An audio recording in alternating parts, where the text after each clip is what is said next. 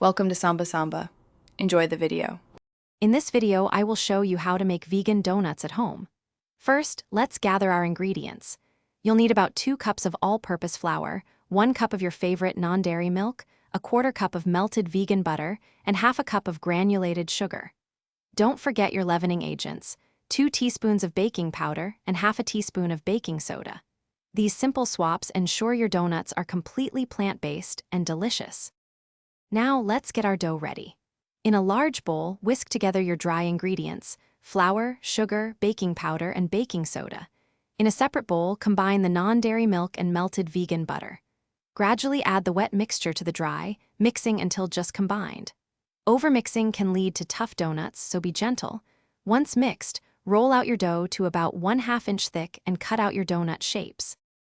You have 2 great options for cooking your vegan donuts: frying or baking.